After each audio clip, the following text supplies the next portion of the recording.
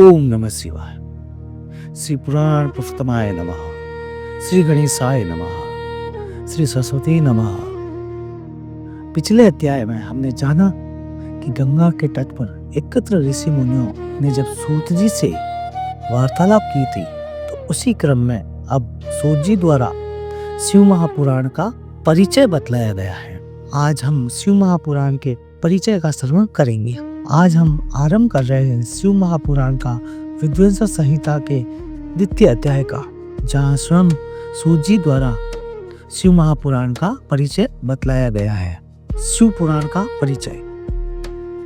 सूत जी कहते हैं, साधु महात्माओं, आपने बहुत अच्छी बात पूछी है। आपका यह प्रश्न तीनों लोगों का हित करने वाला है। मैं गुरुदेव व्यास का स्मरण करके आप लोगों के स्नेहवश इस विषय का वर्णन करूंगा। आप आदर पूर्वक सुने।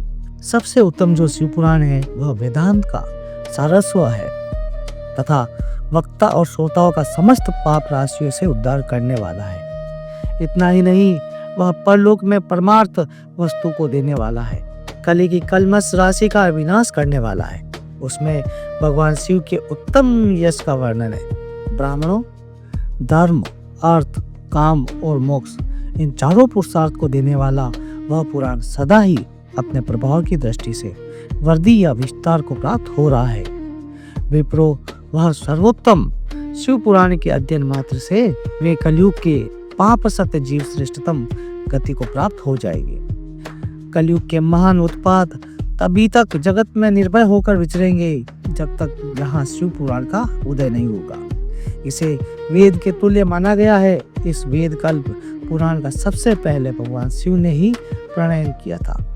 विध्वंसर संहिता, रुद्र संहिता, विनायक संहिता, उमा संहिता, मात्र संहिता, एकादश रुद्र संहिता, कैलाश संहिता, शतरुद्र संहिता, कोटि रुद्र संहिता, शस्त्र कोटि रुद्र संहिता, वायव्यम संहिता तथा धर्म संहिता। इस प्रकार इस पुराण के 12 वेद या खंड है। ये 12 संहिताएं अत्यंत पुण्यमयी मानी गई है। ब्राह्मणों, अब मैं उनके श्लोकों की संख्या बता रहा हूँ। आप लोग वह आदर पूर्वक सुने। विध्वंसर संहिता में 10,000 श्लोक है।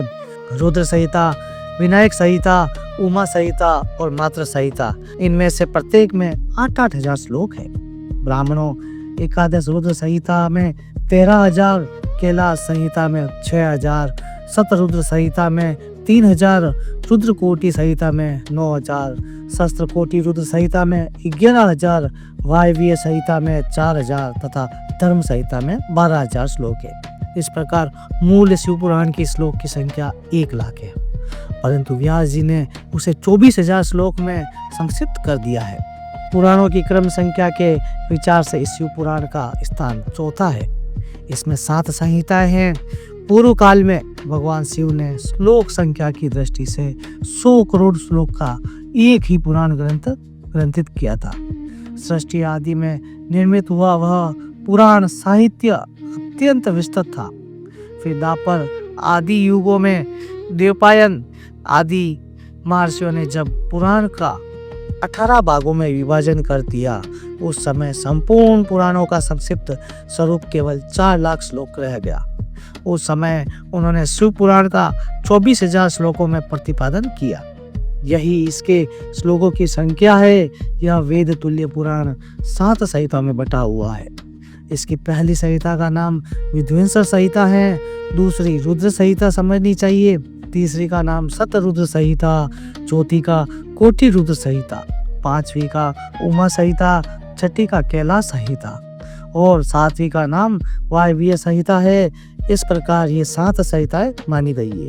इन 7 संहिताओं से युक्त दिव्य शिव पुराण वेद के तुल्य प्रमाणिक तथा उत्कर्ष गति प्रदान करने वाला है। यह निर्मल शिव पुराण भगवान शिव के द्वारा ही प्रतिपादित है।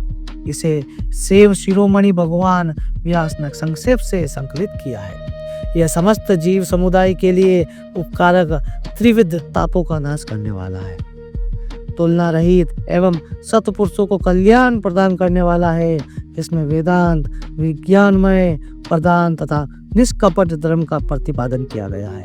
यह पुराण ईर्ष्या रहित, अंतःकरण करने वाले, विद्वानों के लिए जानने की वस्तु है। इसमें श्रेष्ठ मंत्र समूहों का संकलन है तथा धर्म, अर्थ और काम, स्त्री वर्ग की प्राप्ति की साधना का भी वर्णन है। यह उत्तम शिव पुराण समस्त पुराणों में श्रेष्ठ है। वेद वेदांत में वेद रूप से विस्तृत परम वस्तु परमात्मा का इसमें गान किया गया है। जो बड़े आदर से इसे पढ़ता और सुनता है वह भगवान शिव का प्रिय होकर परम गति को प्राप्त करता है। इसी के साथ हमारा द्वितीय अध्याय समाप्त। जो भक्त श्रद्धा से शिव महापुराण का श्रवण करता है उसके जीवन से अज्ञान, दुख और भय स्वतः दूर हो जाते हैं।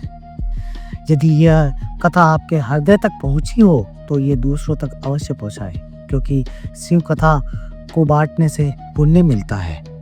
अगले अध्याय में हम जानेंगे श्रवण, कीर्तन और मनन, इन तीनों साधनाओं के प्रतिपादन के बारे में हम अगले अध्याय में जानेंगे। तब तक के लिए ओम नमः शिवाय, हर हर महादेव।